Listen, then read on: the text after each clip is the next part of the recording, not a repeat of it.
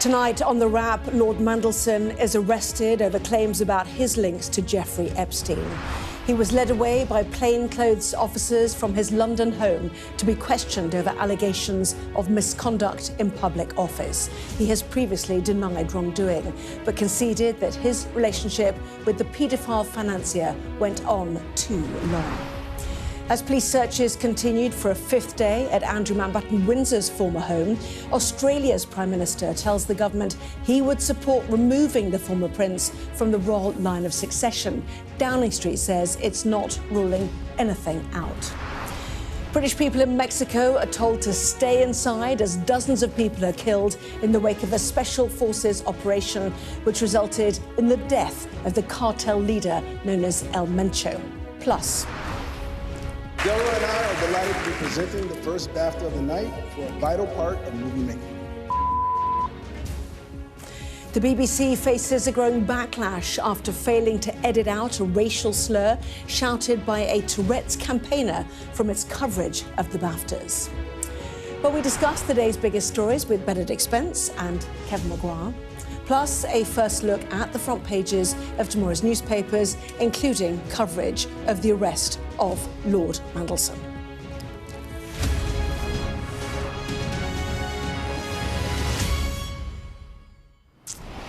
Well, good evening to you, Benedict. Kevin, welcome to you as well. The big story tonight, of course, Lord Mandelson's arrest over allegations of misconduct in public office relating to his relationship with Jeffrey Epstein. And Benedict, Kevin, for this once Labour grantee, the prospect of an evening, potentially indeed an overnight in a police cell. Oh, absolutely. Labour's in his blood. Grandson of Herbert Morrison, Clement Attlee's Deputy Prime Minister.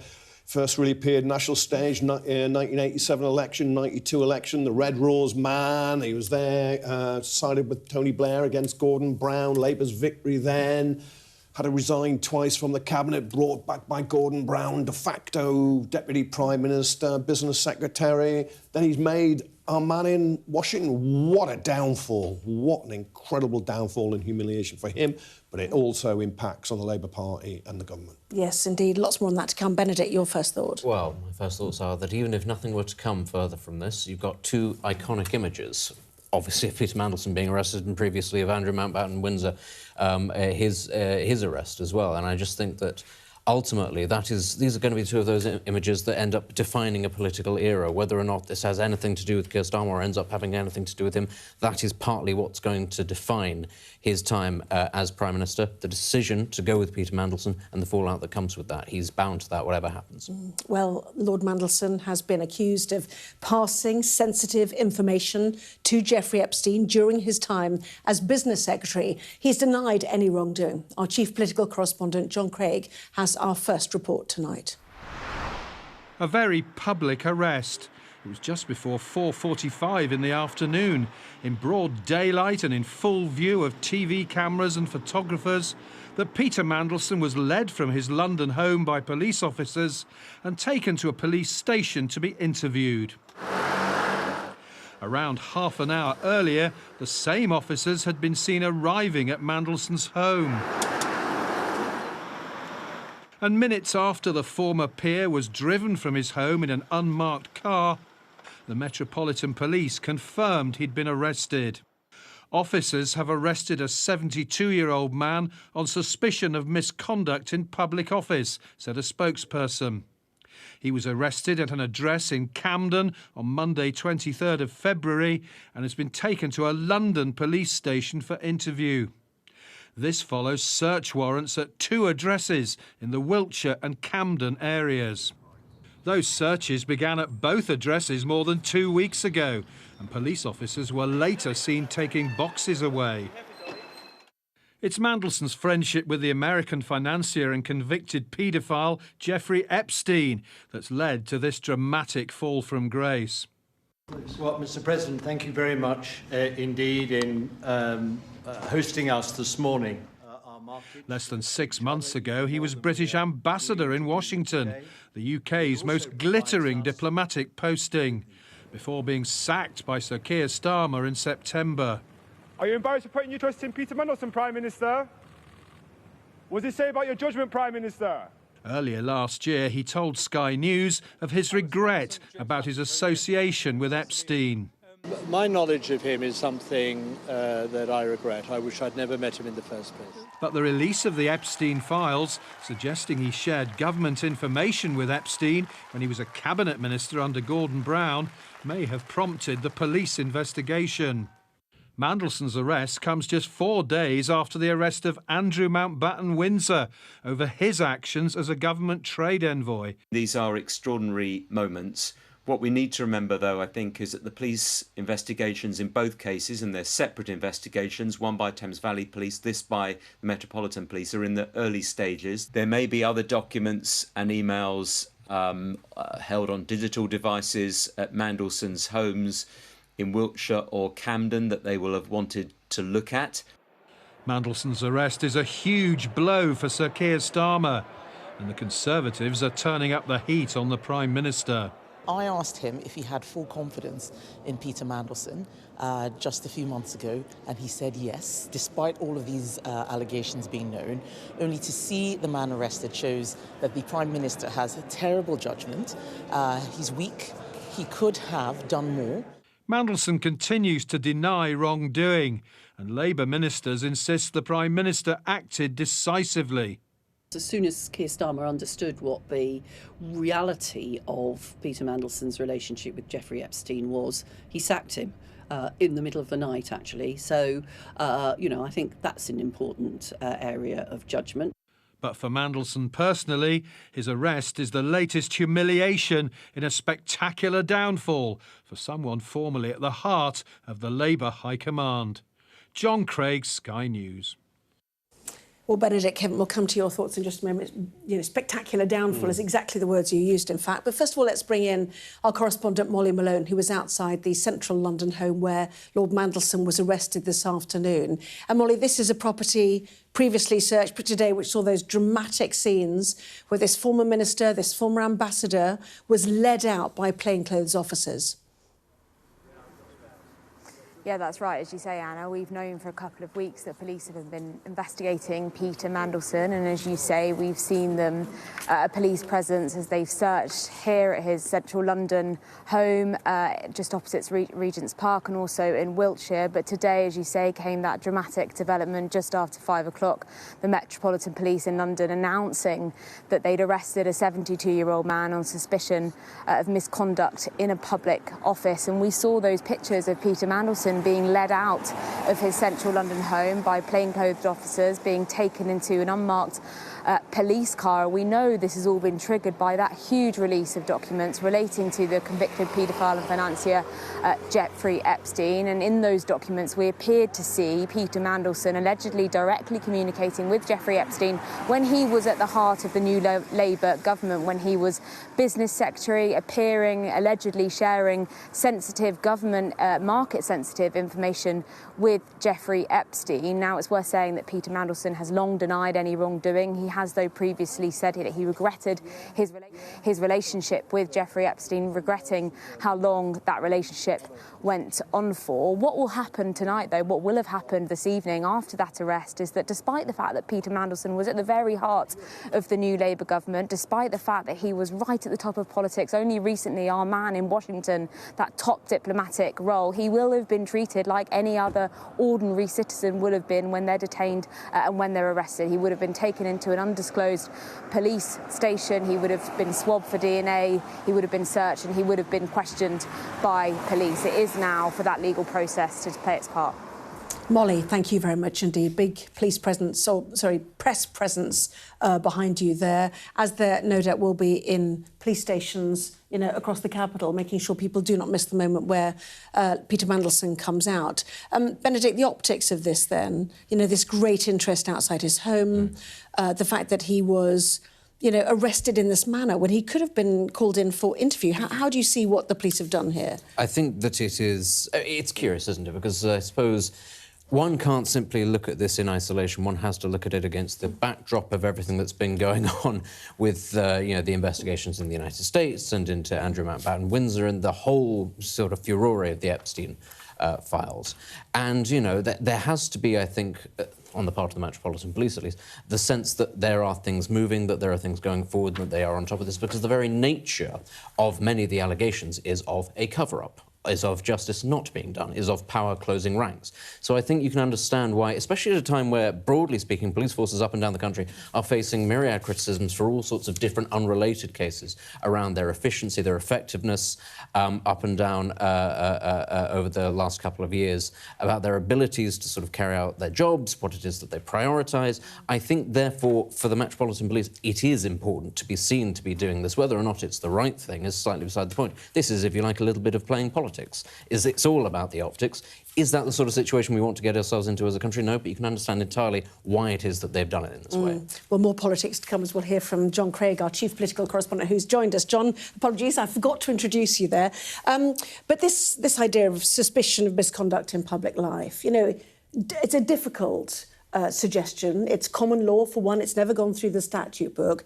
It is a tricky thing to prove, and bizarrely carries a life sentence. Up to a life sentence, which is an incredibly long time if that is used, because the police will gather evidence, then it will go to the Crown Prosecution Service, which used to be headed by one Keir Starmer back in the day, then would decide whether or not there was a case for a prosecution. But it's interesting that the police here have decided to show no fear or favour by going, because they could have invited him to the police station for an interview with his lawyer, and they didn't have to go into the house, because 30 minutes suggests they've done the searches previously. They haven't done another search. But we saw with Andrew Mountbatten Windsor, it was in his birthday, and here with Peter Mandelson, it's in the full glare. I think it's part of where it's important that justice or inquiries are seen to be done without fear or favour.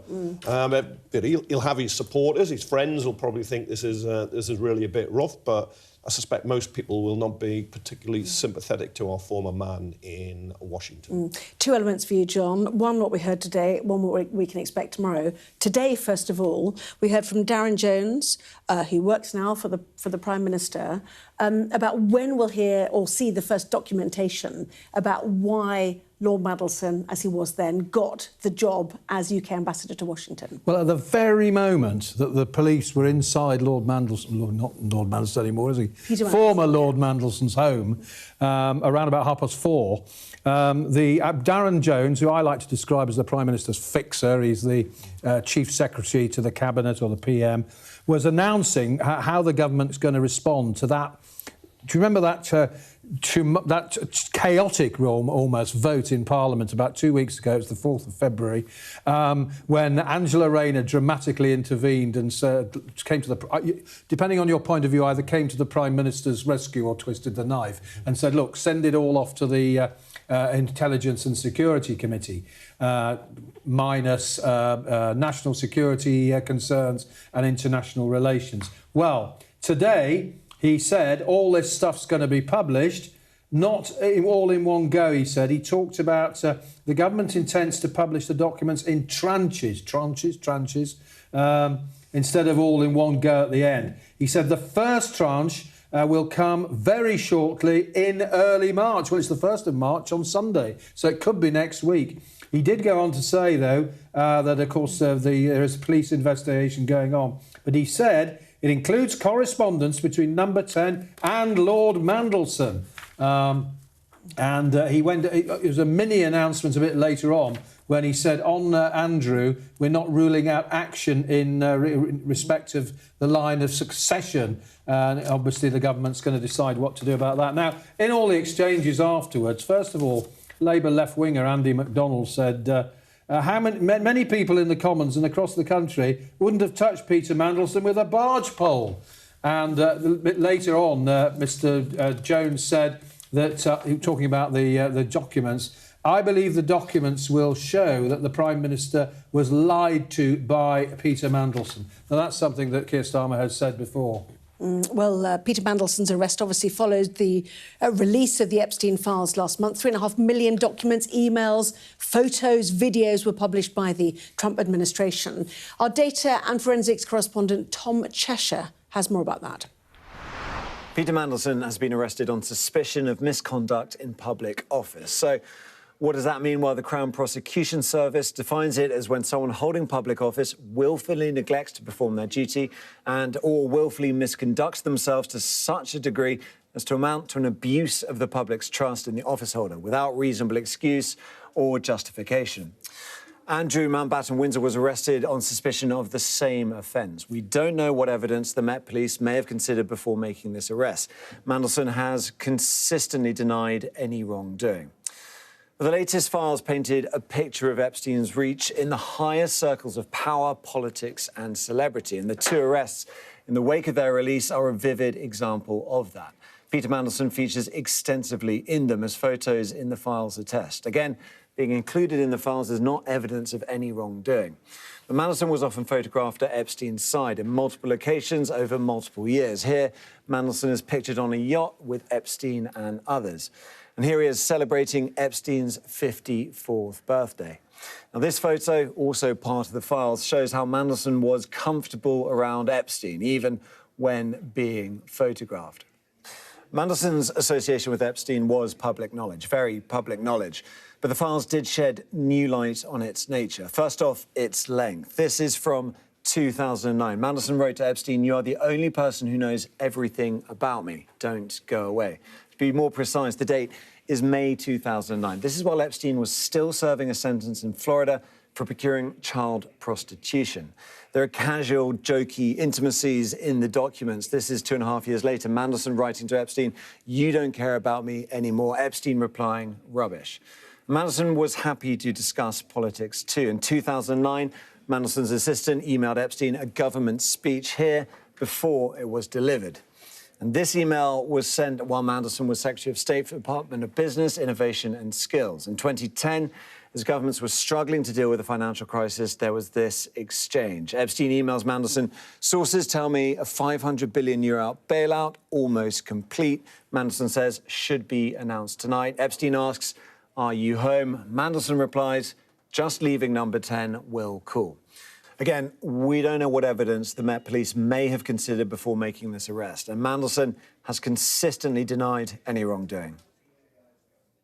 And Benedict, it's worth remembering that the Cabinet Office itself previously referred material to the police in connection with the probe into Lord Mandelson after an initial review of the Epstein files suggested safeguards were compromised, i.e. it was amongst the complainants to the police about this. Yeah, and I suppose, you know, the great aspect of all of this is that we're only sort of the beginning stages of what could still come out.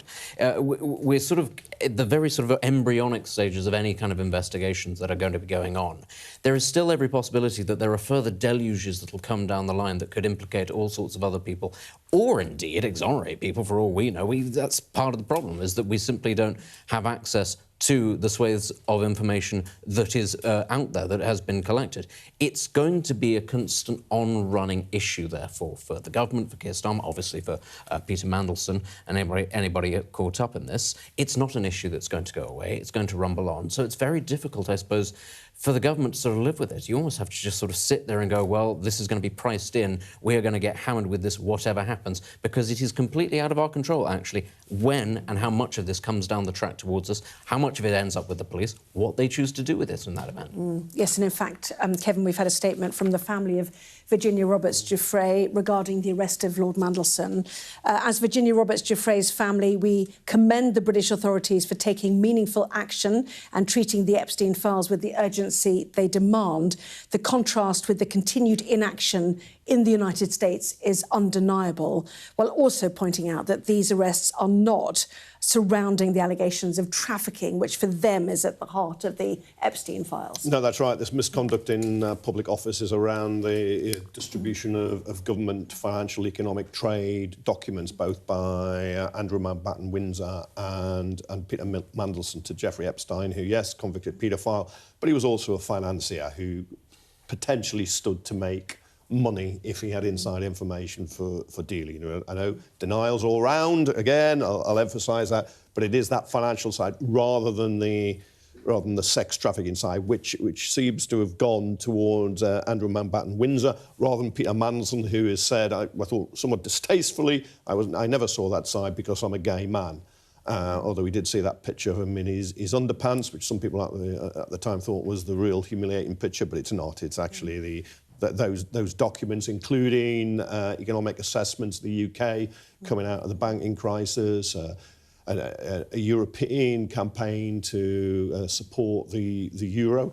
They were quite tightly circulated, those documents. You could see if somebody on the outside got to read them, they would be of great interest to them. Yes, just to reiterate, of course, Lord Mandelson has repeatedly denied all wrongdoing. He did acknowledge his relationship with Epstein went on too long. And we are anticipating action from the Liberal Democrats tomorrow, John, just quickly, which seems to relate Andrew and Mandelson. Yes, I mean, at the moment, they're two separate inquiries. They're two different police forces investigating and two different approaches, as we've seen today, in terms of the arrest. Tomorrow, the Liberal Democrats choose the business, an opposition day, and they are trying to link the two. They are doing yet another of these humble addresses, as it's called, calling for the release of papers relating to Andrew's appointment as Special Representative for Trade and Investment. And the motion will also have any correspondence from Mandelson regarding Andrew's appointment, they say. Ed Davey says the Liberal Democrats are moving a binding motion, force the government to come clean. We need to see the vetting files, due diligence reports, correspondence to understand how this appointment came to be and whether glaring warning signs were missed. So trying to link the two. Did Lord Mandelson press for Andrew's appointment as an envoy? Indeed, so it all comes, of course, as the Australian Prime Minister suggests that they would back removing him as eighth in line in the line of succession. Lots of that on the front pages, as you can see. It absolutely is dominating them, including the Financial Times, which has the headline, Mandelson arrested on suspicion of misconduct over Epstein connection. We will bring you all of the papers at 10:30. Well, let's head to Mexico now, where British nationals have been told to stay inside as violence flares following yesterday's Special Forces operation, which resulted in the death of a cartel boss known as El Mencho. Dozens of people are reported to have been killed in the raid and in violent incidents in its wake. Our chief correspondent, Stuart Ramsey, has this report. In places, this is turning into a full-on battle between Mexican security forces and cartel gunmen. In the countryside of Jalisco State, the Mexican forces spread out as they move on gang-controlled areas. This is a battlefield beyond a no doubt about it. The cartels are heavily armed. Violence has spread across cities and towns in Mexico. Firefights breaking out when the security forces approach. They're driving around streets on motorcycles, closing them down, throwing road spikes to burst tyres. Gang members have ransacked shopping centres in an orgy of violence. Banks have been attacked and set on fire by the cartels. It is chaos, and that is what the gangs intend. The violence follows the killing of this man, Nemesio Rubin Oseguera Cervantes, known simply as El Mencho. He died after a firefight with Mexican Special Forces. El Mencho was the head of the Jalisco New Generation cartel, a notoriously brutal and well-armed gang whose tentacles reached to 40 different countries and all of the United States. Violence after the killing or capture of a drug boss is common here, but this is different in that the violence has spread to tourist destinations, and many of the visitors are from the United States. Their predicament made worse by the widespread cancelling of flights made to and from destinations where the violence has spread. There are also long-term consequences for all of this. Guadalajara is a host city in this year's World Cup, a city hoping for thousands of tourists. Many may now have second thoughts. President Trump has been ramping up pressure on Mexico to take the fight to the cartels. This operation on El Mencho is a big success, and the United States crucially helped in its planning and intelligence. Mexico's president says the priority now is to keep everyone safe. The most important thing at this moment is to guarantee peace and safety of all the population, of all of Mexico, and that is being done. Today there's more tranquility, there's government armed forces, security cabinet, and there's a lot of coordination. The production and supply of fentanyl from Mexico to the United States is a key part of President Trump's war on Latin American gangs. We have visited fentanyl labs, this one run by the Sinaloa cartel. They and Jalisco New Generation are big players in the production of the drug that kills thousands, particularly in the United States. Todo lo que aquí se procesa se manda para Estados Unidos o se manda para Australia, España, para Qatar, para nivel mundial, Rusia. What happens next isn't clear, but a turf war between the various cartels is more than likely, and all Mexicans know how dangerous and deadly that can be. Well, Stuart's here. I mean, extraordinary scenes we saw there. Tourists effectively in lockdown, you know, gang members on the rampage, at least 25 National Guard killed. Why do these cartels, you know, hold such power in Mexico? Well, they're particularly New Generation are very well armed as well. And I think ultimately, though, and this is why they've never been beaten in any shape or form, is because they're very much part of the entire society. Even legitimate businesses are often connected to the drug cartels. They bribe continuously, and it's been, you know, presidents in Mexico have been accused of being bribed by the cartels. Certainly law enforcement officers are. So they're really part of society, and it's very difficult to break them down. They're big organisations, they're well organised. Getting hold of the leaders is fairly rare, so this is quite a big breakthrough. But as we've seen, the violence is inevitable. And the violence goes in different phases, actually. So the first phase is actually a show of strength by the cartels to try to deter the authorities from doing any more raids. The next phase is usually going to be either factions within the cartels fighting one another, or other cartels moving in on their territory. And then the third, and this is something that the government will have definitely thought about, is that they actually start turning on the government, the forces of the government as well, and actually carry out a war. And the government is already fighting another cartel, Sinaloa cartel, and now they effectively opened up a second front.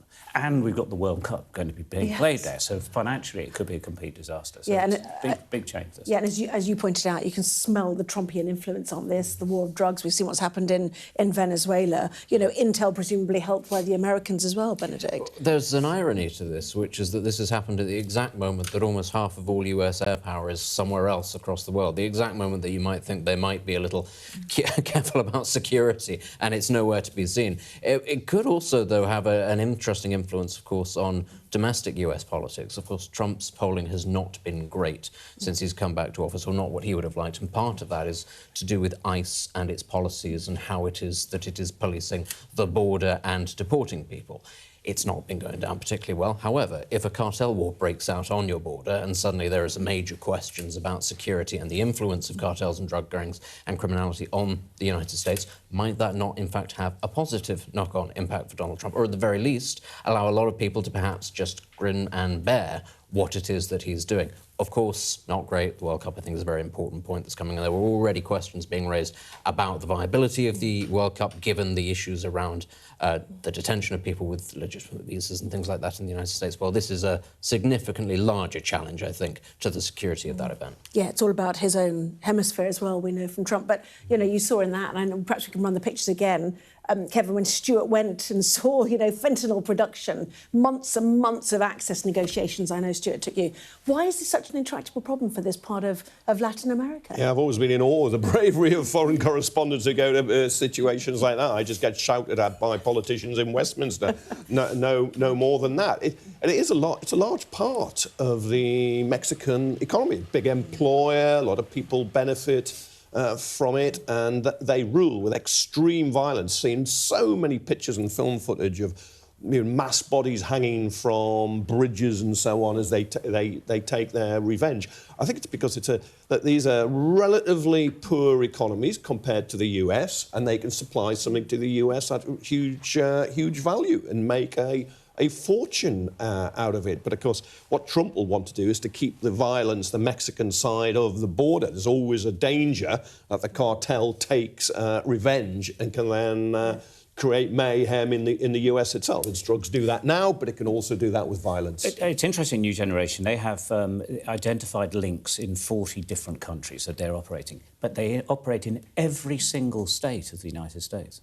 That has how big an organisation it is. And so I think you make a very good point, that if Trump can actually sort of demonstrate that these are the bad guys I've been warning you about, and they're in every one of our states, then that might well pay well as well. But, I mean, obviously, the cartels have told us over the last couple of years or so that they're quite happy to take Trump on. If they want to attack us, we'll attack back. So... Yeah, what does that look like? That's well, I mean, one of the reasons that the government has decided to do this attack is because Trump has been rattling the cage and saying, I'm going to do it if you don't do it, and I am going to attack with drones and even with helicopters and boots on the ground, which the President she's pushed back at that, and that is why she's given in this instance. But that's a big calculation for her, because she could have opened up a complete new war with all of the cartels, which, I mean... They're not going to beat a government, but it's going to be really difficult.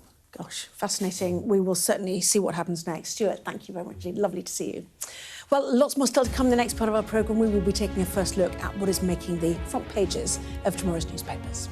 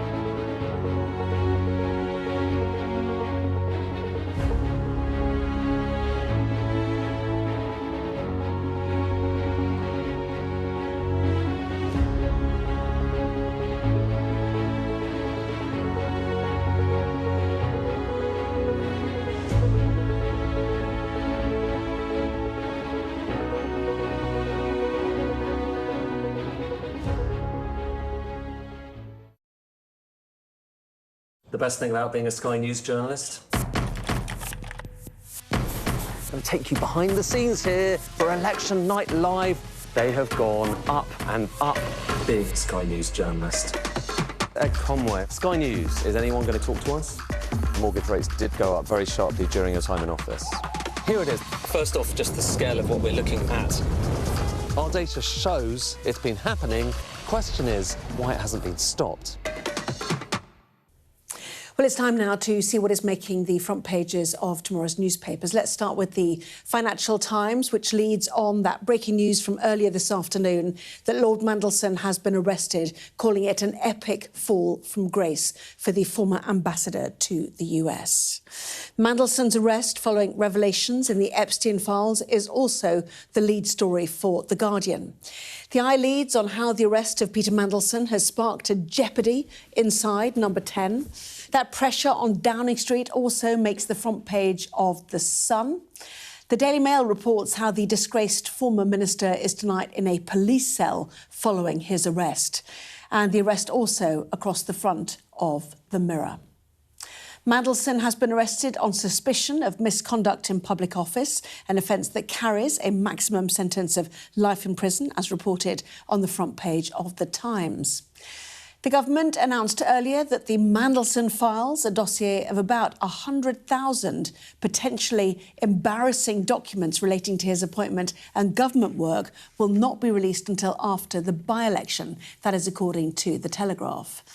The Metro leads on the 4-year anniversary of the war in Ukraine as Volodymyr Zelensky warns that World War III has already started. Claims that Shamima Begum, Britain's most famous jihadi bride, is planning to pay people smugglers to help her return to Britain, leads the Express. While on the front page of The Star, baby Hugo, the first baby in the UK born using the womb of a dead donor. The headline there, Our Little Miracle. So should we reflect on the many newspapers, Benedict, that are leading on Peter Mandelson, his arrest, the eye telling us sparks jeopardy for Number 10?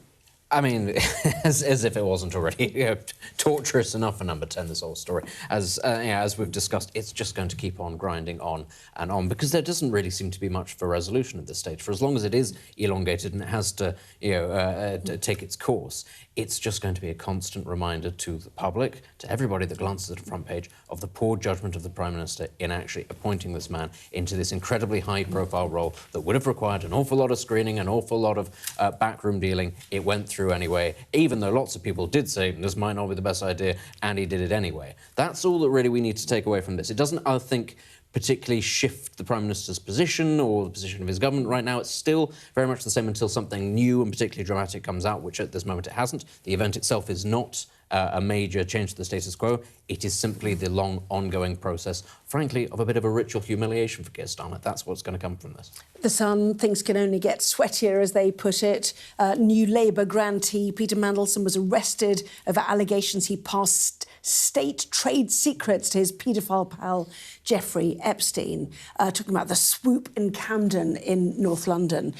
But the new stuff will come, the 100,000 or so documents leading to the appointment of Lord Mandelson as UK ambassador to Washington. There is plenty more new information we are expecting to read, possibly as early as next week, Kevin. No, absolutely. The Prime Minister and Downing Street Cabinet Office aren't even in charge of the release date of files now, because that's gone over to the Intelligence and Security Committee, sort of vetted trusty MPs and peers headed by Kevin Jones, former Labour Defence Minister, MP in North Durham. They'll decide what is released and what's not. And there's no way the Prime Minister can stop this. It's going to hurt him every single time. He's probably slightly relieved today that the pictures are Peter Mandelson with both police officers rather than him, as we keep seeing. I just noticed stylistically, of course, the son of things can only get sweatier, play on things can only get better. But of course, it was Andrew Mountbatten Windsor who claimed he didn't sweat, and they had a very good headline last week. He's sweating now. But it was the Sun that Peter Mandelson last September gave an interview to, in which he tried to save himself. And say, I don't need to resign, I've been very unwise. If he hadn't gone then and been sacked by then, he would certainly have gone now. And stylistically, I just noticed of all the papers when it's on the front, the Financial Times still call him Lord Peter Mandelson. Yeah. Of course, John Craig pointed out that earlier on, he's no longer a peer, although there may be some stylistic reason why they've done that. But everybody else is just plain Peter Mandelson, just as we have Andrew Mountbatten Windsor. No longer have the Duke of York, you no longer have Lord Mandelson. OK. Lots more coverage, obviously, on that. We'll return to that shortly. In the meantime, let's go to the Daily Express, shall we? The plot to bring the jihadi bride, Shamima Begum, back to the UK. I don't know where you stand on this, whether she should have been allowed back under the Conservatives who rejected her plea, but this seems to be she's trying to circumvent that system. I mean, this is a perfect story. It's got everything. It's nightmare fuel for everybody who's sort of sat there thinking it's got jihadis, it's got questions over citizenship, security, everything you could possibly want all rolled into one story. Now, whether or not actually there's anything in this or it's just a sort of a tentative thing, I think you'd have to be... Even Shamima Begum, who, let's be clear, does not express display the best judgment throughout her life, would have to be pretty silly to think that she would be able to be smuggled into Britain and that nobody would notice that it was her.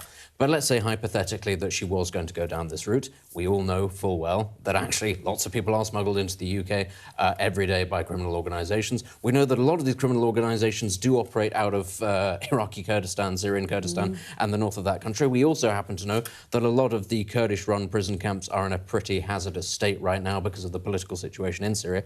So it is not beyond the realms of possibility, hypothetically, that this could happen. Don't think it is going to happen. But it does raise the question about those people who have been left in northern Syria. They can't be left there, you know, indefinitely. They have to be detained somewhere else for as long as the political situation between the government and the Kurds continues in this vein. Does that mean that Shamima Begum is going to be brought back to the UK? Well, of course, then there's the question over her citizenship. That makes it very difficult. That is obviously a precedent that many people would rather the government hadn't set, but it's been done now. I think it's too politically difficult for her to be brought back. She exists now in this permanent state of limbo. Nobody is taking responsibility for her. I have no idea how this ends up being resolved. It's a very difficult one. Yeah, Islamic State, a truly horrendous regime. But does anybody have any sympathy for her as somebody who was groomed? You know, age 15, with 3 friends, two of them died. You know, is there any sympathy in this country, or absolutely none? There is some, but most people are very hostile. She's become a poster girl for... You know, people want to project their hate on her. I've got sympathy in the sense she was a schoolgirl, she was groomed, she was sexually married off underage, sexually abused. If a group in Sunderland or Swansea or Stirling had done this rather than a group in Syria, she'd have been treated very, very, very differently. That's not to say she may have to face charges if she's committed crimes, but nevertheless, I can't see Shabana Mahmood, the Home Secretary, wanted to come back because there would be such opposition. In a way, I'm surprised this story hasn't been floated before, because it's a kind of perfect... it could be real, it could be completely fictitious and based on words, but you can create a scenario now where she's put on a small boat, comes across, is picked up, and then she's in Kent in a rival's detention centre, call it what you like, and where can you send her back because she hasn't got any statehood? I mean, she's our problem, and we should have dealt with that long ago. The jihadi she was married off to has gone back to Holland. Even Trump has said European countries and countries around the world should take their people back and deal with them as they should. There's hundreds of people who went out to join ISIS have come back. We're not aware of any of them committing terrorist offences since, but somehow people's hatred, dislike has been projected onto this woman. Yeah, and comes on the day when Reform have started to spell out, you know, what their effective Trump equivalent would be to get rid of people in this country. For example, you know, those who do not currently receive people back who are being deported would have different rules than the nations that do. You know, what you do with dual nationals as well. These are big questions, really, as we head into any election. Well, the Labour government's been doing that. If you don't accept people back who are in lawfully, we won't give you visas. Reform are going down the route that the Conservatives looked at about supposing the Royal Navy are somehow going to turn around boats, but now the Royal Navy isn't going to turn around boats and push them back because they know they'll capsize them, and there's no way sailors will watch other people drown. I think that all political parties in the UK, I think, are very tentative about this. I don't actually think any of them have the bravery to take a step. I don't think any of them would do what Donald Trump is actually doing in the US with ICE. But what might change that is if a European country did it first. Another major European country, be that France, be that Germany. And I think we really shouldn't rule out the possibility. Every year, far-right parties get closer and closer to power. Today, I think there was a piece with Jordan Bardella where he was talking about how he might, if he were president, change the relationship with the UK and allow a more rigorous approach. At some point, a right-wing government, a properly right-wing government, not Reform or something like that, is going to come to power somewhere in Europe.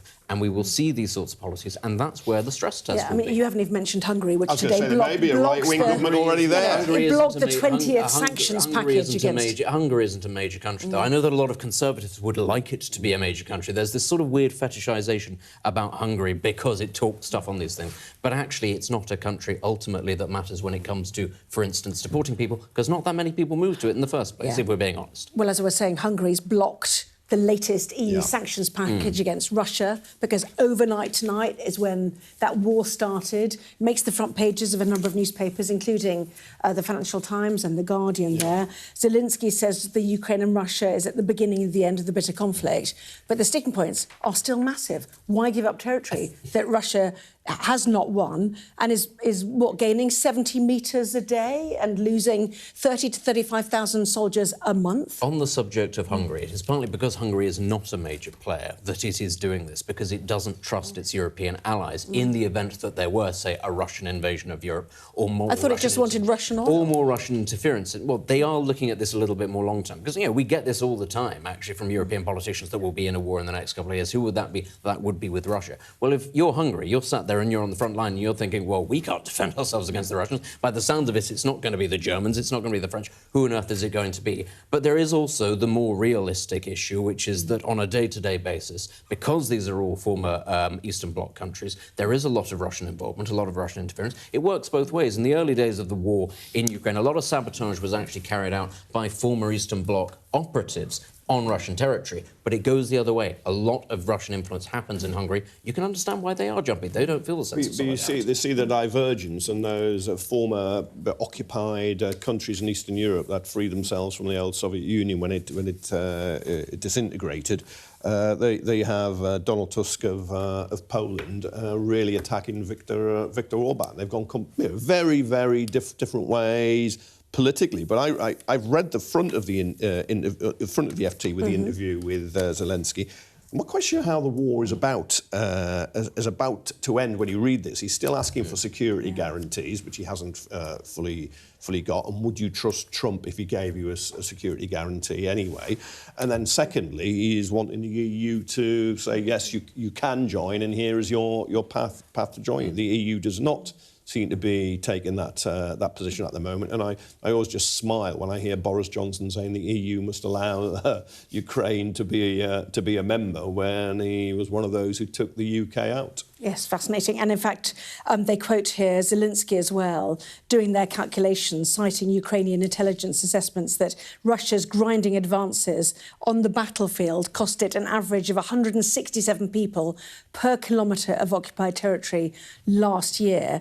And actually, they want to push the calculation of 50,000 Russian soldiers dead per month, which means that actually that is an attrition rate they cannot meet on that. We'll get a special report, in fact, from the front line at 11 o'clock tonight. But it's a far more populous country than Ukraine, and we don't get the Ukrainian casualties. And I did ask a UK defence minister, what are they? He said, sorry, that's classified data. We don't give it. They're colossal. Exactly. So that's the question. I think they've said 70,000, but even they don't believe it. There's always, from both sides, there's going to be the propaganda number, because the Ukrainians aren't going to turn around and go, hey, guys, we're on the cusp of losing, because then everybody will absolutely say, no more money for you. But this is the problem. It is 1914 to 1918. It's not the Second World War at all. It's trench warfare. Horrific. It's catastrophic. And what happens is there's no movement between either side until one collapses. That's going to be Ukraine in this situation. That's what we all hope to avoid. But again, actually, there simply isn't enough movement. Even now, 4 years later, European nations and, of course, the US are sat there going, oh, well, what are we possibly going to do? Not support them, apparently. Yeah, well, by this time tomorrow night, it'll be into its fifth year, which is absolutely astonishing. As I said, we'll hear from Alex Rossi about, you know, the extraordinary battle of drone warfare coming up in 11. Next, though, the BBC facing a growing backlash after failing to edit out a racial slur shouted by a Tourette's campaigner who says he's mortified by Clement.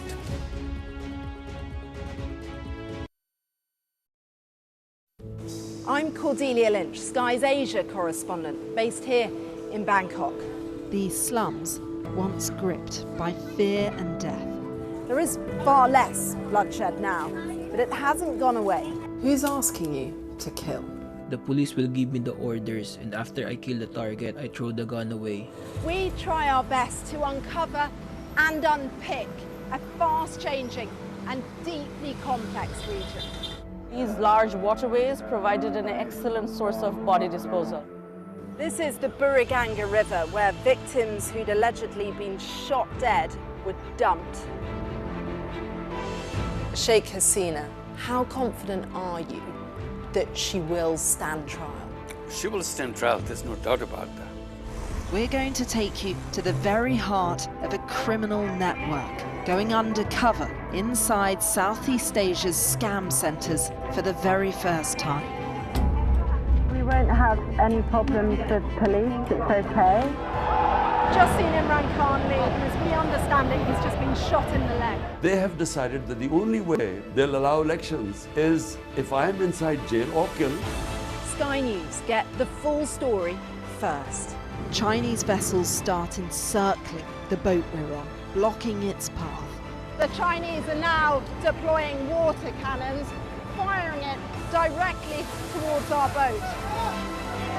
We've discovered doctors across Delhi dishing out pills like this, claiming they will provide a lifelong cure for homosexuality.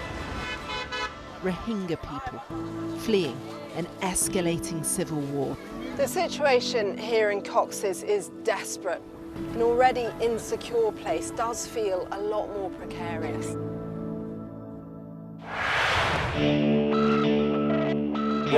I'll tell you on another day on the podcast what that was all about. Welcome to the world. Come along for the journey, it'll be fun. Russia knows our weaknesses, but do you? This is the war game. There were a number of armed security. We want to discover, to find out what's really going on. Everything you need to know about British politics in about 20 minutes. I actually don't like political drama. So, where next? Available wherever you get your podcasts. What's the best thing about being a Sky News presenter?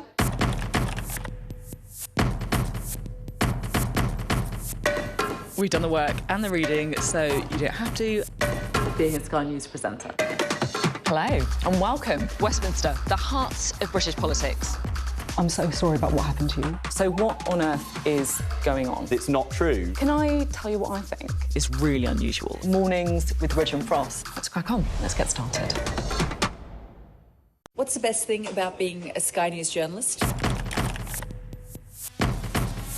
Who's funnier? Being a Sky News journalist. A special edition of The World with me, Yalda Hakim. Pakistan has the right to respond. You're like, what? A historic day here today. Congratulations, this is a huge moment. But what happens now? Well, now to a story which makes the front page of The Guardian. The BBC apologising for a racial slur that was broadcast as part of its BAFTA's coverage. Let's just have a listen, shall we? Good evening. Deborah and I are delighted to be presenting the first BAFTA of the night for a vital part of movie making. We're here to celebrate the artists who expand what's possible on screen. Visual effects can create spectacle, but the best work serves character and story. They bring whole new worlds into existence. Yes, they certainly could hear it from the stage. Well, the racial slur was shouted by a Tourette's campaigner called John Davidson from the audience where Michael B. Jordan and Delroy Lindo were on the stage. Mr. Davidson was there supporting the biopic film I Swear, based on his own life, for which newcomer Robert Aramayo won, extraordinarily, Best Actor. Well, in a statement, the BBC said some viewers may have heard strong and offensive language during the BAFTA Film Awards. This arose from involuntary verbal tics associated with Tourette's syndrome, and as explained during the ceremony, it was not intentional. We apologise that this was not edited out prior to broadcast, and it will now be removed from the version on BBC iPlayer. Well, tonight, John Davidson put out a statement, said that he was deeply mortified if anyone considers my involuntary tics to be intentional or to carry any meaning. My tics are involuntary and are not a reflection of my personal beliefs. Well, he said he'd felt welcome, didn't he? I was heartened by the round of applause after an announcement warning about his tics to the audience, and felt welcomed and understood in an environment, he said, that would normally be impossible for me. Well, it clearly became impossible for him, and he left before the end of the award ceremony. This is horrific all round now. There's the question, should he have been put into that situation, which would have been very well-meaning. Then Michael B. Jordan and Delroy Lindo were very dignified on how they responded, but should they have to hear that? And how can you allow it to go out in a programme that is edited? There's no put out on delay. Yeah, there's no room for somebody shouting "Free Palestine." That's not included. That's taken out. But this isn't bleeped out, and then it's left on iPlayer after the apologies, which the apologies, I've seen the apologies, and they didn't seem fulsome and warm enough. And so many people of colour, so many black people have to put up with this abuse, and they've heard that word before. They've been called it in the streets. You should not get it in that auditorium. And one of the reasons now we believe, coming from the BBC, is the people who are doing the editing weren't in the auditorium. They were in a production van, and so they didn't actually hear what was said, which may be the case. Then there's a terrible miscommunication again there. It's just awful. Well, BAFTA, with its own statement as well, at the BAFTA Film Awards last night, our guests heard very offensive language that carries incomparable trauma and pain for so many. We want to acknowledge the harm that this has caused, and goes on to say, that this loud tick brings them an apology, but just at a time when we're celebrating a film about how horrendous it is to live with Tourette's syndrome. Yeah. So where's the balance of pain and sympathy I think, for this? Given that people were aware in advance that he was there in the audience, that he was, that this is his disability and that these are his tics, I think that it's just one of those things where, look, I mean, when you could see the people on the stage, they heard it, they were slightly taken aback, but they carried on. They were very dignified, and I think we have to just take that as what it is. It's a very unfortunate set of circumstances, set of events, but I think everybody actually in the room, at least, handled it quite well. We're grown up about it. They understand that it was not meant in that way. So I think that's just what we have to take away from this. Unfortunate, but there it is. Yes, so much we still haven't discussed. More in the 11 o'clock hour for the moment. The best thing about being a Sky News journalist? They call him the king of the jungle. Being a Sky News journalist. Yusra Al-Baghir has this report. And this is what's left of it. As a woman of colour, how did the Harris campaign speak to you? People risk their lives to speak to us for this report. Mr. Zuma, Sky News. We're trying to see as much as we can. The best thing about being a Sky News journalist? I'm going to take you behind the scenes here for Election Night Live. They have gone up and up. Being a Sky News journalist. Ed Conway, Sky News, is anyone going to talk to us? Mortgage rates did go up very sharply during your time in office. Here it is. First off, just the scale of what we're looking at. Our data shows it's been happening. Question is why it hasn't been stopped.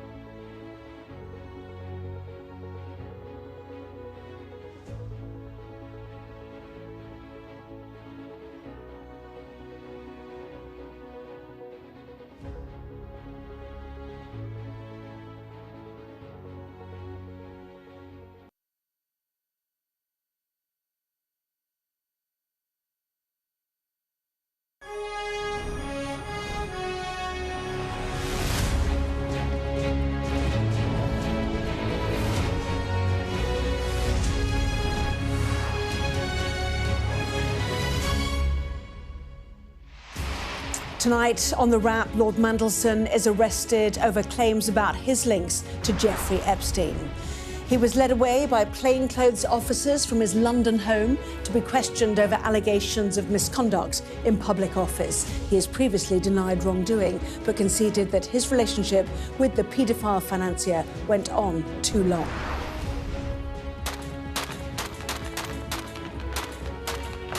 On the eve of the 4th anniversary of the start of Russia's war in Ukraine, we have a special report from the front line on how drones have changed the face of modern conflict. Plus, British people in Mexico are told to stay inside as dozens of people are killed in the wake of a special forces operation which resulted in the death of the cartel leader known as El Mencho. Well, we discuss the day's biggest stories with Benedict Spence and Kevin Maguire, plus a first look at the front pages of tomorrow's newspapers, including coverage of the arrest of Lord Mandelson.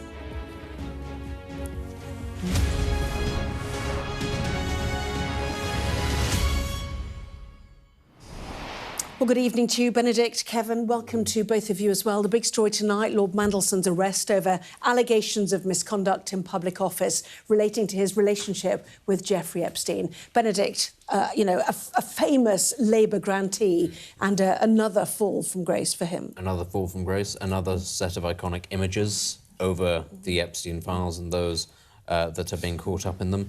And these are going to be things that come to, I think, define this entire period as the sight of these men, once very powerful, once very highly respected, completely fallen from grace. And simply not knowing what follows this. That's, I think, part of what's amazing about it, is nobody could possibly have foreseen that we'd end up here, and therefore, where do we go from here? And I think that that's sort of the question that's going to be in everybody's mind. What is this going to do to the government, and what else is yet to come from the Epstein files? Kevin. Sharp contrast to the US, where Trump seems to turn a blind eye to members of his own administration who would go off to Epstein's island with their families after the conviction. But what we have here is Andrew Mountbatten Windsor and Peter Mandelson. Their downfalls are absolutely spectacular, but it's not just about them, it's about the royal family, and it's also about the Prime Minister and the Labour Party. Plenty of implications to talk about shortly. Lord Mandelson then accused of passing sensitive information to Jeffrey Epstein during his time as business secretary. He has denied any wrongdoing. Well, our chief political correspondent, John Craig, has our first report tonight.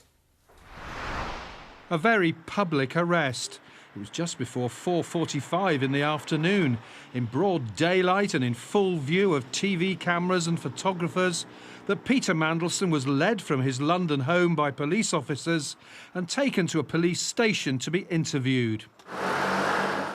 Around half an hour earlier, the same officers had been seen arriving at Mandelson's home. And minutes after the former peer was driven from his home in an unmarked car, the Metropolitan Police confirmed he'd been arrested. Officers have arrested a 72-year-old man on suspicion of misconduct in public office, said a spokesperson. He was arrested at an address in Camden on Monday, 23rd of February, and has been taken to a London police station for interview. This follows search warrants at 2 addresses in the Wiltshire and Camden areas. Those searches began at both addresses more than 2 weeks ago, and police officers were later seen taking boxes away. It's Mandelson's friendship with the American financier and convicted paedophile Jeffrey Epstein that's led to this dramatic fall from grace. Well, Mr. President, thank you very much indeed in hosting us this morning.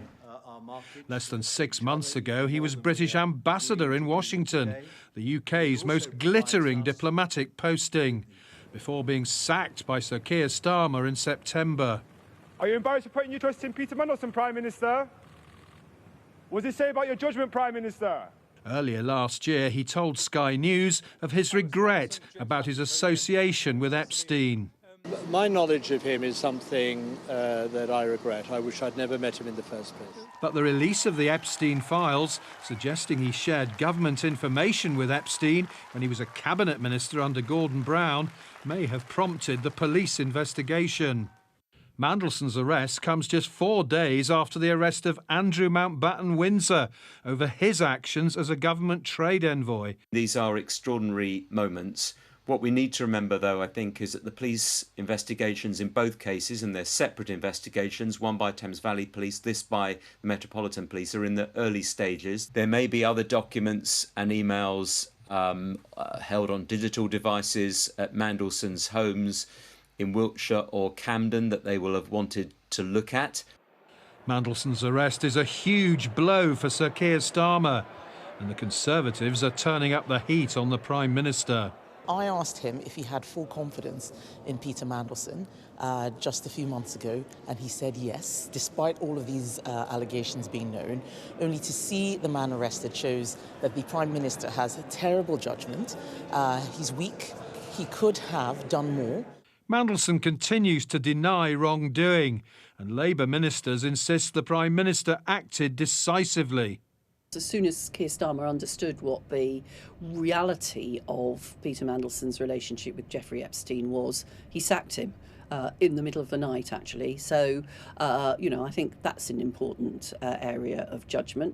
But for Mandelson personally, his arrest is the latest humiliation in a spectacular downfall for someone formerly at the heart of the Labour High Command.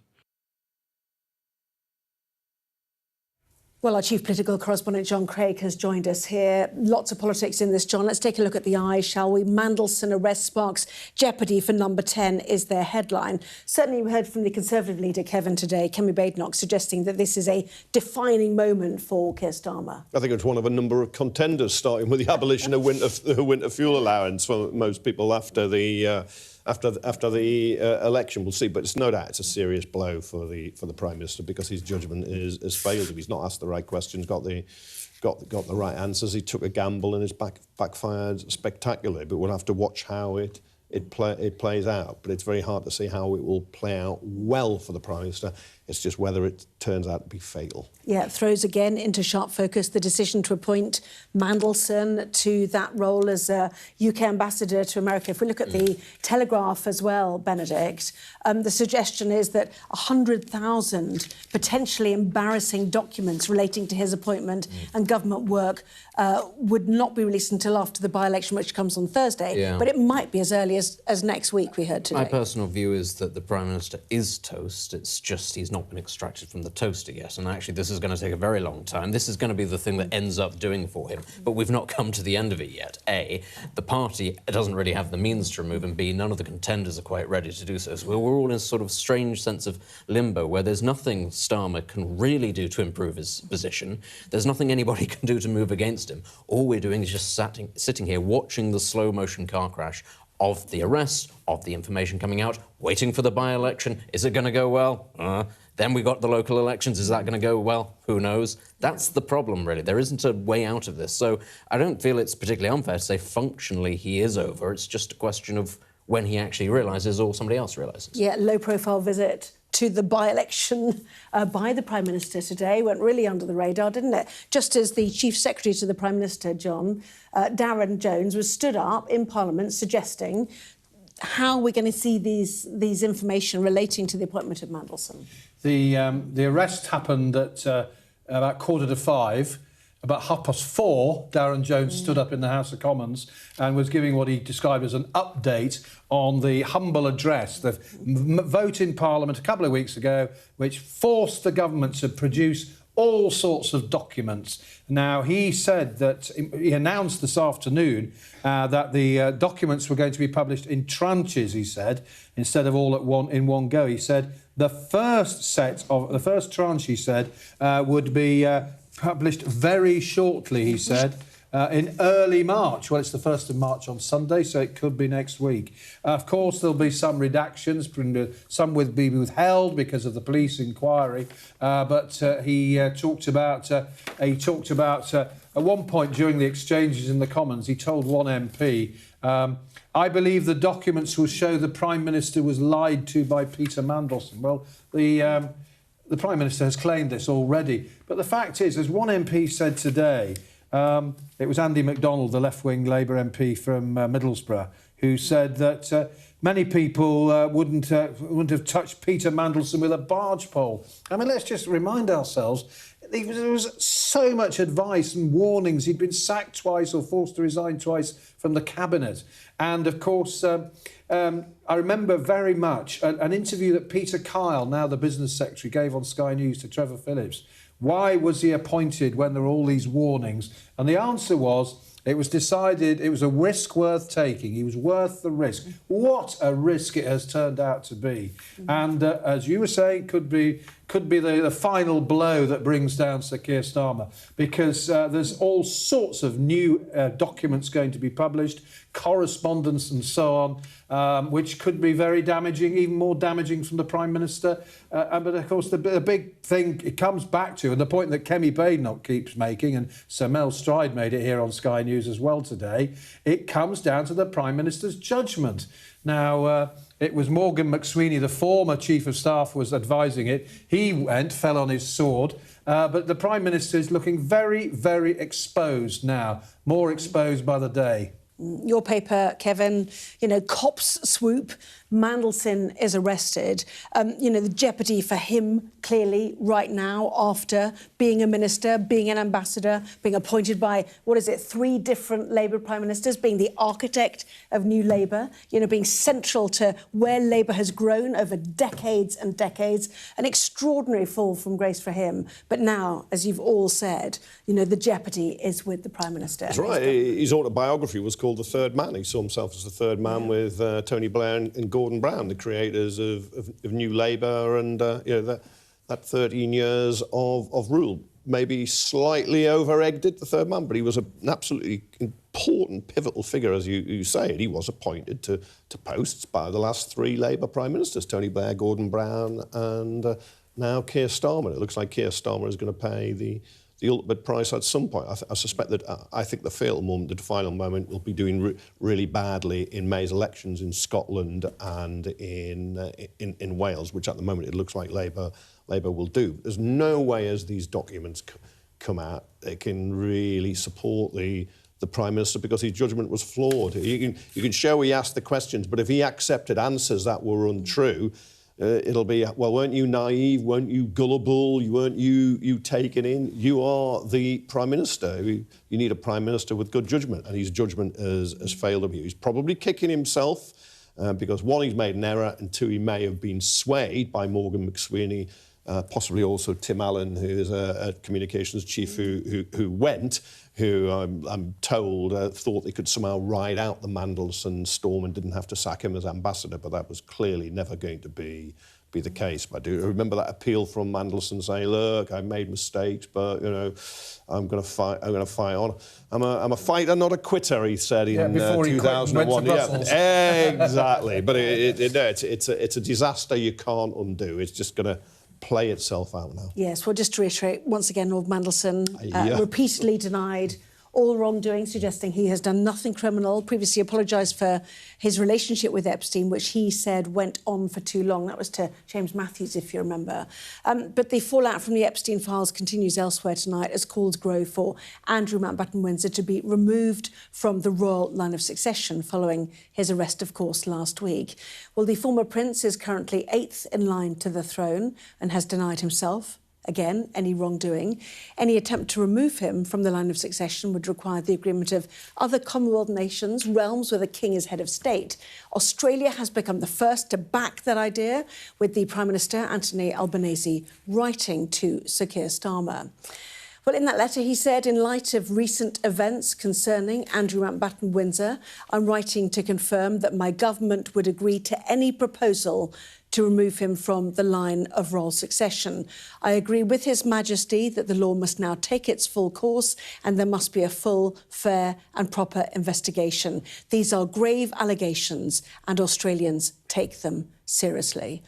And Benedict, 15 nations where the king is head of state, they need to agree that the 8th in line to the throne needs to be removed from that role. It's a tricky one, actually, because even though 8th in line to the throne sounds dangerously close, the odds of him becoming king are over 1 billion to 1. It would take an extraordinary set of circumstances that would make kind hearts and coronets... Are you suggesting there's no point in the effort's not worth it? Until he's been convicted, charged or convicted of something, it feels like a very typically British political thing, which is... something must be done. This is something, therefore it must be done. I don't think it actually improves the situation. It seems, you know, we can all have our views on Andrew and his behaviour and everything else that's gone around it.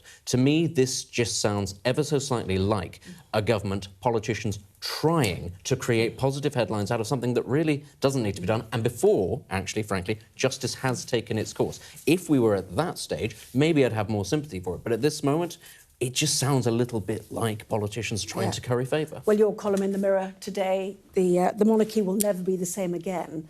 You know, the critical point about this is that some of those Caribbean nations where the king is still head of state, you know, they have rumblings of becoming republics. It's 15 and falling, yeah. So, I mean, well, indeed, and that's why this is so critical for the royal family to get this right, to be seen to be being fair and just. Yeah, which they've been playing catch-up all the way Do you think through they have? this. Do you not think, you know, what happened last year? Well, they've put them, you know, they're giving them board and lodgings for life at the moment in Sandringham. What did you expect them to do? Well, you'd have to turf him out, and so you'd have to go and make his own living instead of being put up. They're still protecting him. I mean, that is a problem, and I think they've realised now that the public isn't there. Yes, he would need a kind hearts and coronets, 7 people to somehow mysteriously die for him to become king. But the fact is, he's still there. He's still a councillor of state, and I would like to hear from which Commonwealth country is going to say no, we'd like to keep him.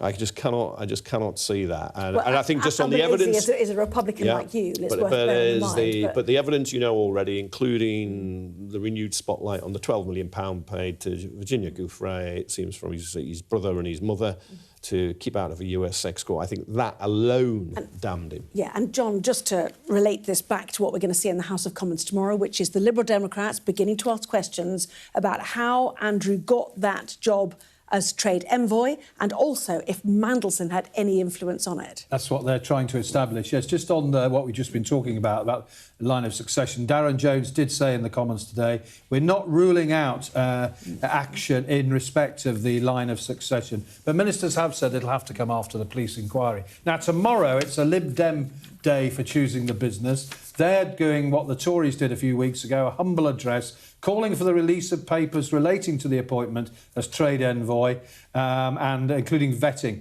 including correspondence from Mandelson regarding Andrew's appointment to that role.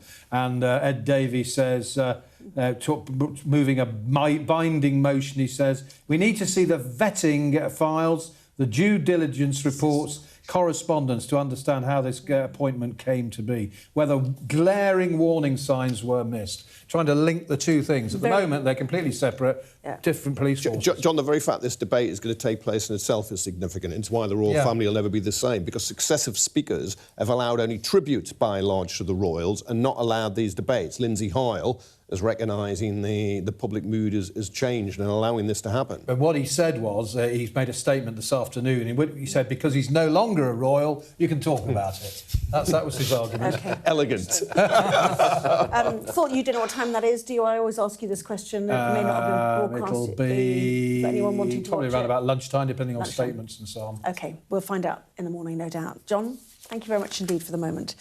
Now, we are just hours away now from the 4th anniversary of the start of Russia's invasion of Ukraine. Our international correspondent, Alex Rossi, has been to the conflict's front line where drones are reshaping how war is fought. Have a look at this. We hear it before we see it. What?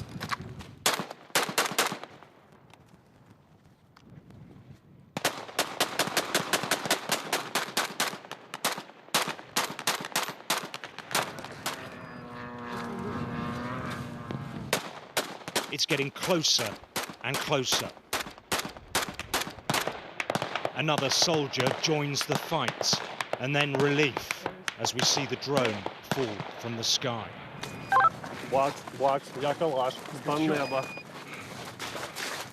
But we need to move quickly as more may come. Or artillery could be called in on our position.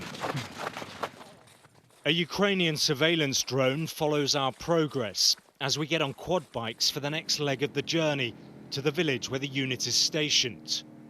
Offering some protection, it is an eye in the sky.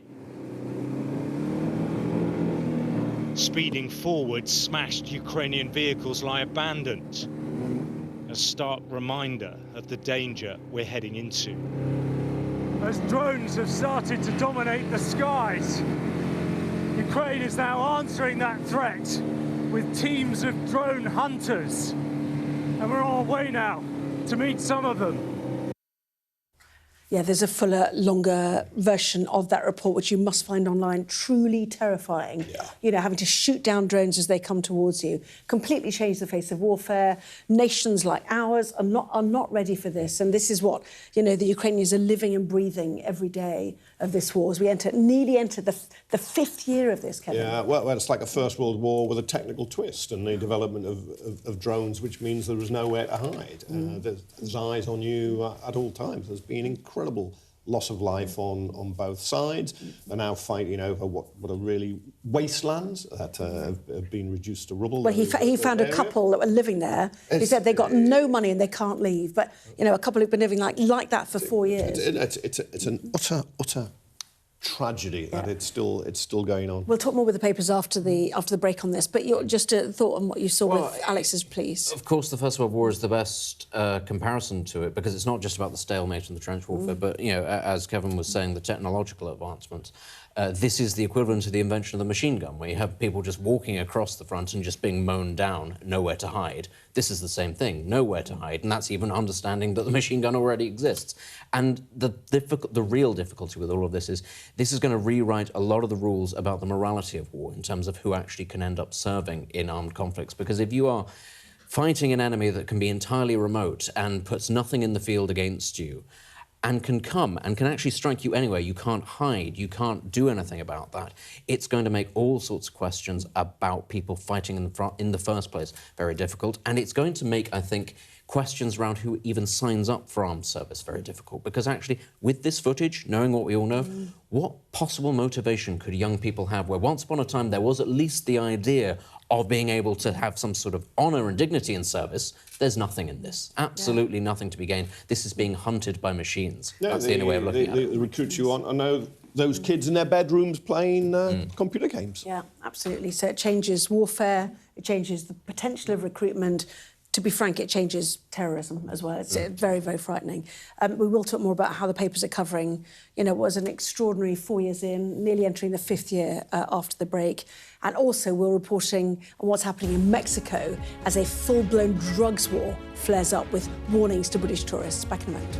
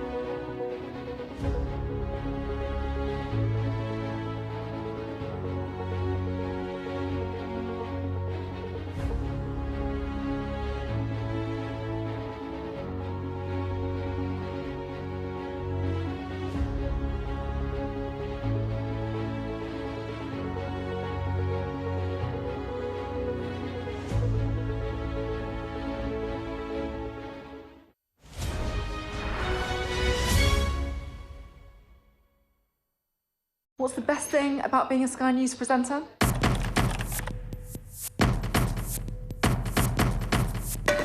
We've done the work and the reading, so you don't have to. Being a Sky News presenter. Hello and welcome. Westminster, the heart of British politics. I'm so sorry about what happened to you. So what on earth is going on? It's not true. Can I tell you what I think? It's really unusual. Mornings with Richard Frost. Let's crack on. Let's get started.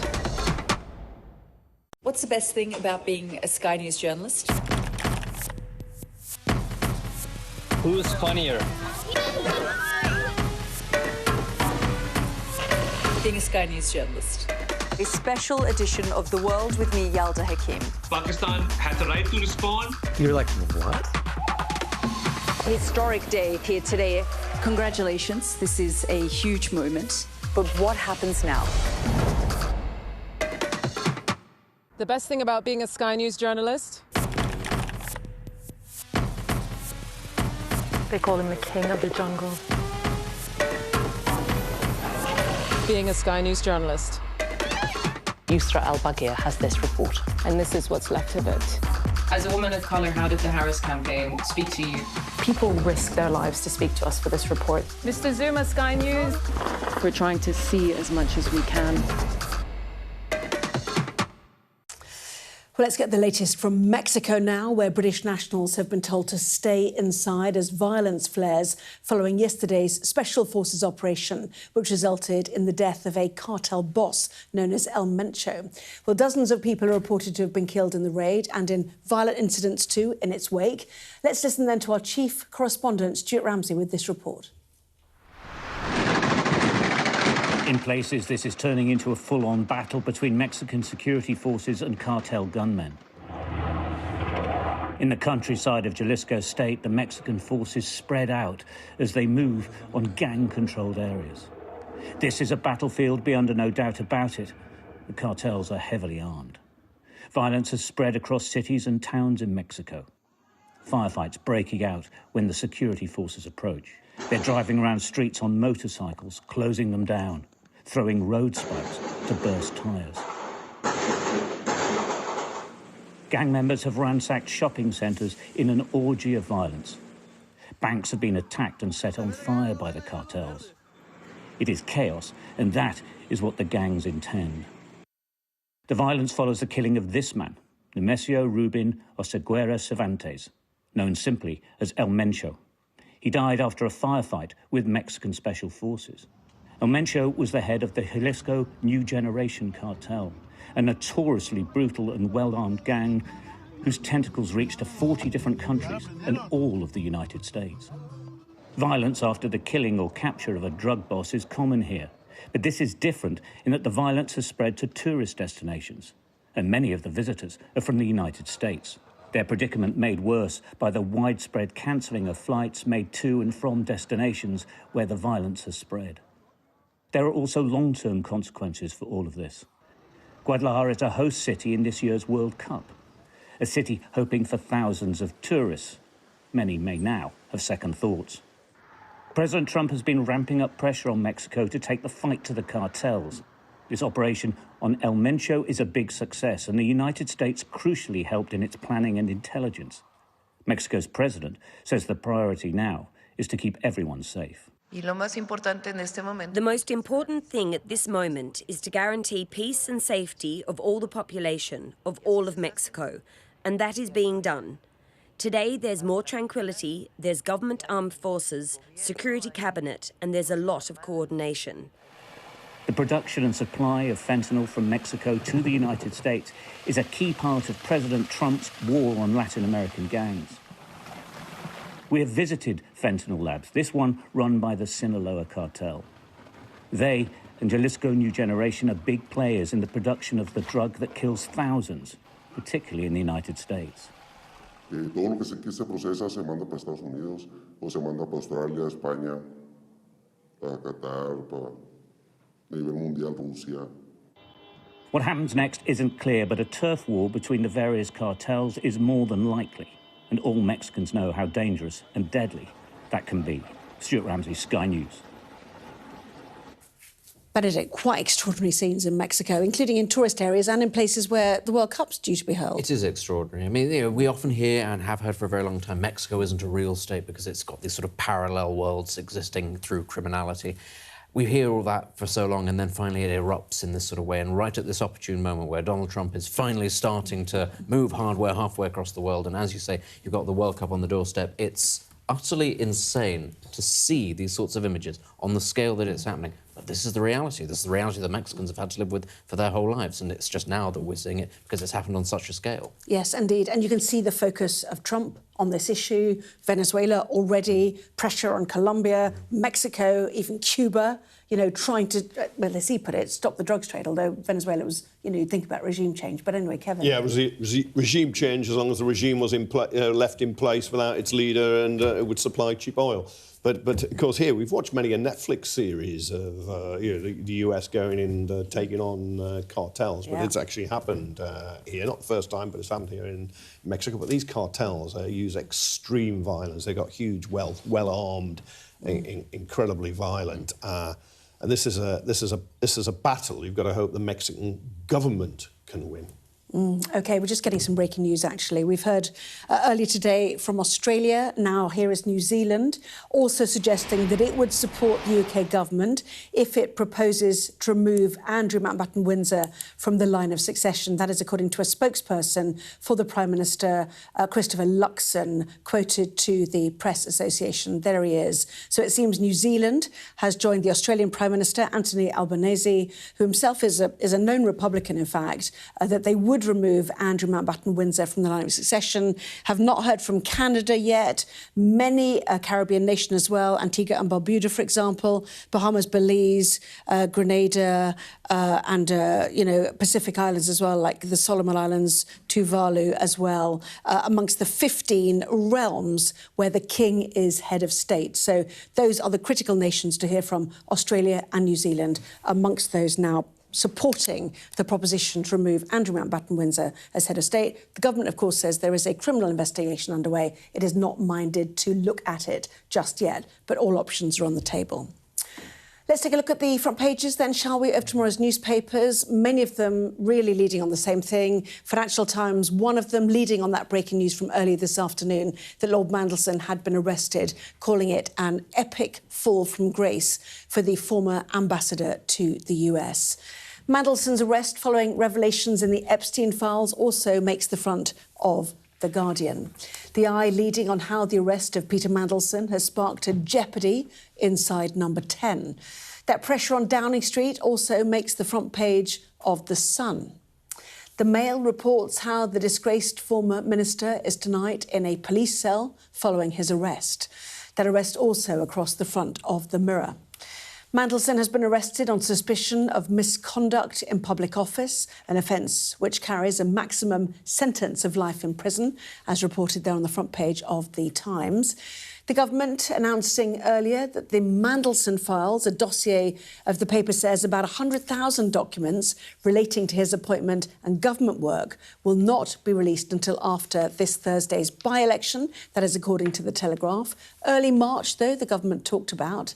There's the Metro too, leading on the 4-year anniversary of the war in Ukraine, as Volodymyr Zelensky warns that World War III has already started. Claims that Shamima Begum, Britain's most famous jihadi bride, is planning to pay people smugglers to help her return to Britain. That makes the front of The Express. While on the front of The Star, baby Hugo, the first baby in the UK born using the womb of a dead donor. We will come on to that story.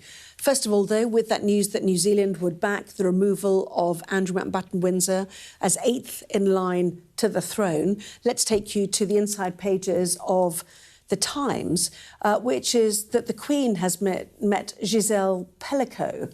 The Queen, of course, much a supporter of violence against women and girls. Absolutely, and we would love to know her thoughts on Andrew Mountbatten Windsor, who would be her brother-in-law, I think, if she's married to Charles, the brother. But this is the type of story the royals would want us to read, and actually we should, because she's a figurehead and a campaigner, Camilla, in here for Pellico, who's behaved with such dignity and bravery and courage through the most horrific abuse she suffered. To find out there are other people at her side, giving her a platform to express her message, which is essentially she shouldn't feel shame. It is the offenders, the rapists, who should feel shame. But the Times has put it squarely in a page all about Epstein. I mean, in this case, key exchanges, they say, showing extent of Mandelson's links with Epstein. Mm-hmm. Her comments on it are very interesting as well. She invited her to tea at Clarence House as part of her book promotional tour. And she told her guests that she'd read the book. I read it in the last 2 days. I couldn't put it down. I've met so many survivors of rape and sexual abuse. I never thought I could be shocked by anything anymore. But I was shocked at your case. It left me speechless. It's almost like she's reminding everybody that the victims of any of these incidents are central to her thoughts right now. Yeah, and I think that, if nothing else, all of this provides us with a morality tale, as much for the royal family as for the rest of us. And therein is also a path, I suppose, for the future of the royal family. Andrew has found himself in this position by being utilised, if you like, by successive governments for political purpose. Actually, though, I don't think that is really where the value of the royal family is. It is in much more, I suppose, in providing a moral figurehead, as well as, obviously, the constitutional one. People like the Queen do that very well because these are issues that are personal to them. There's nothing sort of, affected about this. This is something that has impacted her personally in her life. And I do think, therefore, that whilst, as you say, this is exactly the sort of story you'd want if you were the royal family at this moment in time, I don't think anybody thinks that this is cynical. And this is going to be something, I'm afraid, violence against women and girls, be it in the Epstein files, be it in the grooming gangs, also, from any area of society, it's not something that's going to go away. It is something that I think the country requires strong moral leadership on, and this is something that she and the rest of the royal family, I think, need to perhaps double down on. Yes, before the break we talked about Ukraine. Yeah. Overnight tonight, it is, the passing of the 4th anniversary of this terrible conflict. We saw the drone warfare, which has become critical to the front line.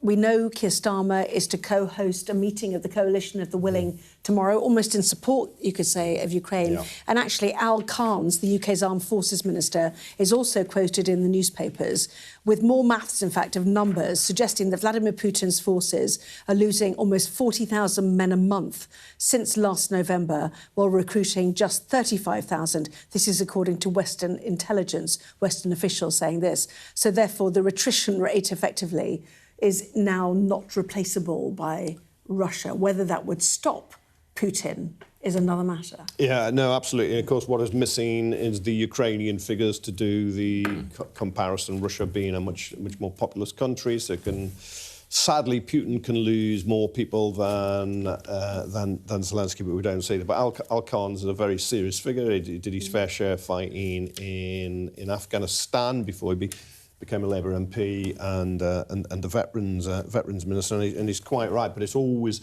we've always had these reports for the last year after year after year about Russian casualties, but the war continues, and they continue to put people into a meat grinder and lose them. Yeah, meat grinder is exactly it. And in fact, the double-page spread in the World section of the Times talks from the Ukrainian point of view. Broken but unbowed. Broken, they've lost people. They're in pain. They have no fuel. They have no heating. They're going through winter, but remain defiant. And it is an amazing bravery of a people who are willing to continue this fight. Unbelievably so, but they have lost this war, and that is the dreadful reality of this. And they have lost this war because they were the smaller country, because Russia was the much larger aggressor. But what do you define by that? They've lost some territory. This will only end when effectively Russia agrees that it ends. Ukraine is putting forward all sorts of proposals. Europe is putting forward proposals. The United States and Russia are saying no, no, no, because even though it is losing that many men, as Kevin said, it can afford to lose that many men. Ultimately, this only ends when Russia gets what it decides it wants out of this. That is when it will say, we are going to stop the fighting. And a large part of this is because Western allies were far too slow to the party, and they have effectively, I think, left the Ukrainians out to dry. Nobody is denying that these people are incredibly brave and that they are unbroken and defiant. So was Germany in 1918, but the politicians behind the lines understood that they'd lost and they needed to sign the surrender before the lines collapsed. That, I'm afraid, is the equivalence here. It keeps on going back to the First World War. That is the situation we face, and we shouldn't actually want it to be that we have to wait for the Ukrainian lines to actually collapse. Now, that might be tomorrow, that might be in another 4 years' time. Either way, the numbers are in Russia's favour, unless something huge, seismic changes in the West, but it's not going to. We all know what Britain's own armed forces... Changes in Russia. Or changes in Russia, but that's not going to happen. The only way that that changes, it becomes more right-wing, more nationalistic, because Putin, I know it seems strange, he is the moderate candidate in Russia these days. Well, it truly was an extraordinary moment, you know, overnight, 4 years ago, where Russia decided to bomb a major European capital city, and we've seen the consequences now for 4 years, and we will continue to see them. Lots more still to come in the next part of our papers. We'll look at more of the top stories coming up in just a moment.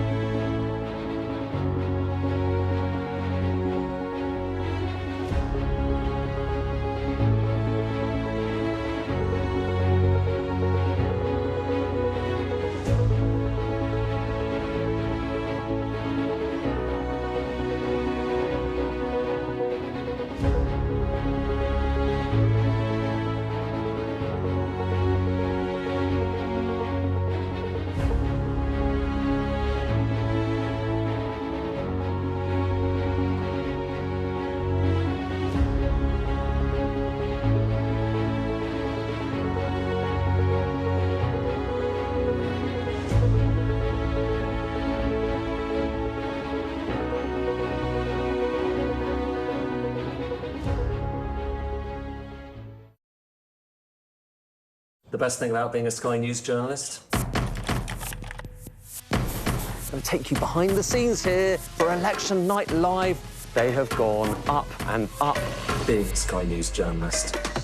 Ed Conway, Sky News, is anyone going to talk to us? Mortgage rates did go up very sharply during your time in office. Here it is. First off, just the scale of what we're looking at. Our data shows it's been happening. Question is, why it hasn't been stopped. So we're taking a closer look at the newspapers, and we're going to go to a story in the Daily Telegraph, which is the opening day of the inquiry into what the paper has described as the Nottingham killer, Valdo Callicane.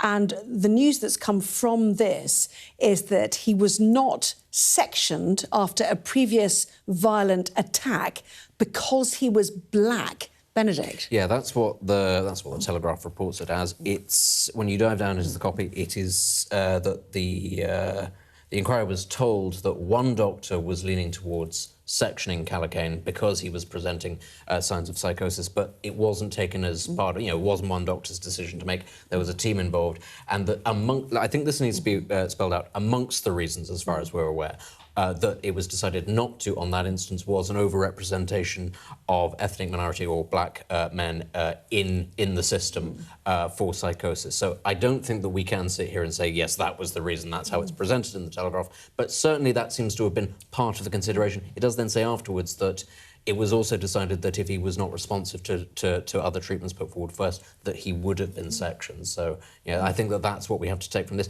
It's part, clearly, of a series of failings, and that, I think, is more relevant for how we treat mental health in this country in general. Far too many people end up in the crisis situation, already well beyond needing treatment, and still the questions are, well, do we have the capacity? Is it the right thing to do? Yeah.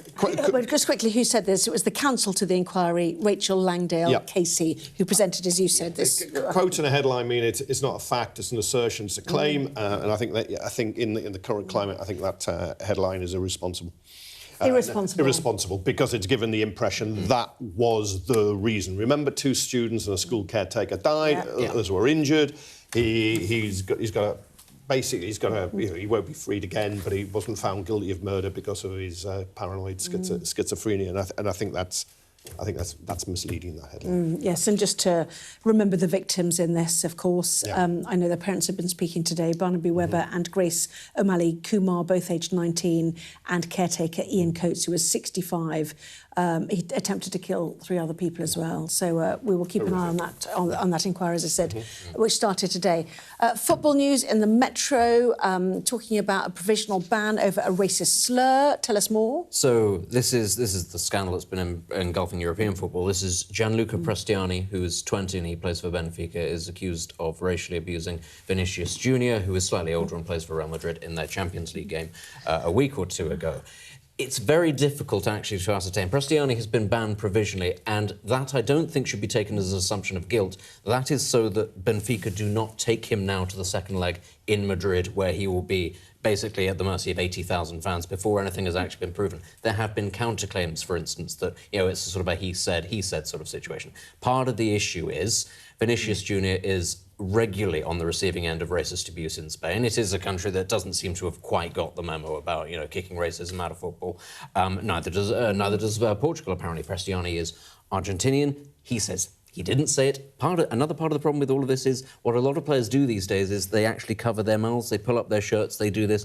And they do that for all sorts of reasons, not just because they're insulting each other, but often because they're mates and they're having private conversations. So that is partly what's getting in the way of this. One player is saying, he called me, a racial slur, and the other one's going, no, I didn't. Although it must be said, Prestiani's defence is that he called him another slur, not race-related, just something else. So that makes it completely okay. My goodness me. But I think once you covered your mouth like that and somebody reacts that way, I'm sorry, you'd have to be very naive not to believe something hasn't been said that's racist. Yeah, I'm sure you want to talk more about football, but I'm going to ask you about a womb story.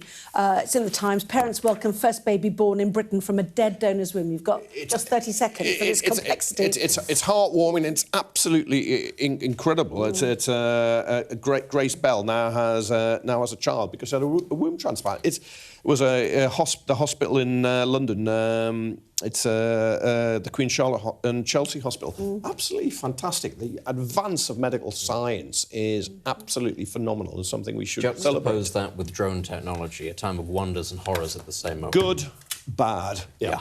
A great way to end. Lovely. I love that. Thank you both very much. Benedict, Kevin, thank you very much indeed. We have the sport next. In fact, could Manchester United extend their unbeaten record under Michael Carrick's 6 matches away at Everton?